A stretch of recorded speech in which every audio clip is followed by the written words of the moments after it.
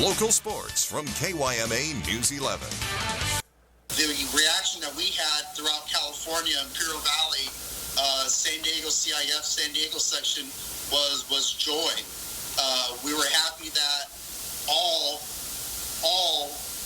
youth sports in California are allowed to be played effective immediately.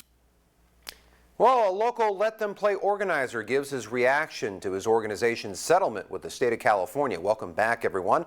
On the heels of the lawsuit settlement officially opening the door for all youth sports to play in the Golden State, Raleigh-based Let Them Play organizer Ryan Rebelar is pleased with this current event, but says that there are still hurdles to overcome in Imperial County for area prep student athletes to participate in any sport they choose, whether it be indoors or outdoors. We don't want to limit our kids just to one sport. We're a small town community here. Everybody plays every single sport. Coaches coach multiple sports. We want to give them that opportunity for the next 3 months of this school year to open up and say, let's play, let's get on the field, let's get on the court, all hands on deck.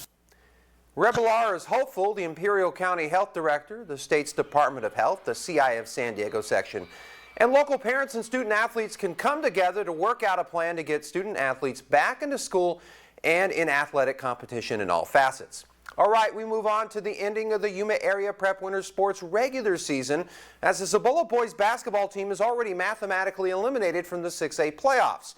Still without Eric Ramirez in the lineup, Coach Ron Bratton and company playing their final game of the season at Raider Gym. First quarter, Jared Arias changing gears at the sideline drive, calls his own number, finds his way to the basket, getting the Raiders on the board for the first time in the contest.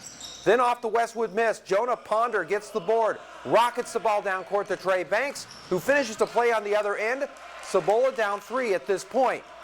Later in the quarter, Arias drives inside, misses a shot, watch this. Then he's going to strip the ball from his opponent and then comes back for the layup. You got to love that determination. The game was close after 1 quarter of play and would stay that way, but unfortunately, Cibola would come on the wrong end of a heartbreaking 66-64 final.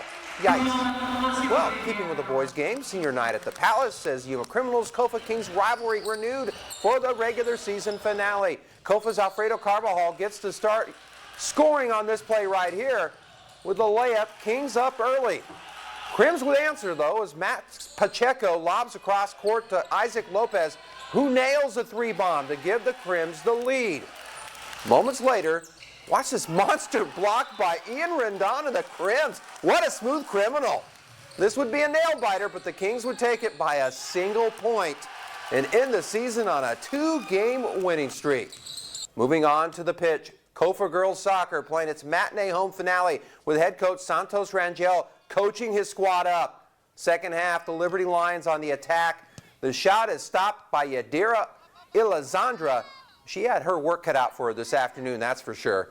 But Kofa would continue to struggle getting out of the press. Off the corner kick, Amanda Coaches heads the ball out before Diana Gonzalez ultimately clears the ball out. And as you can see, Kofa would take the tough 6-0 loss. Well, keeping with the girls' game, it's senior night at Veterans Memorial Stadium as Gila Ridge hosted Higley. Well, hard-hitting game, second half action. Hawks down 1-0, and the scoring chances skip over the foot of Piper Liska, and this would bounce out of bounds. So not a good situation for Ridge there. They didn't get a break on that play. Higley now on the attack, and watch the Hawks freshman Sarah Herskowitz coming out of nowhere to make a nice defensive play. A hard-fought game at the Vet, but the Hawks, well, they got their 4-match winning streak snapped in this season finale. And finally, fresh off the home sweep of Eastern Arizona, the AWC baseball team took to the road and managed to salvage a split with Gateway earlier this afternoon. In Game 1, the Matadors put up a late rally that fell a couple of runs short. Now the Mats had struggled offensively most of the afternoon until the Bats erupted in the final 2 innings of Game number 2 to dish out the blowout win and again to salvage the split. All right, we're done with this all-local round of sports. Brando, we'll send it back your way. Happy Friday, by the way. Hey, happy Friday to you. That was a packed round of sports.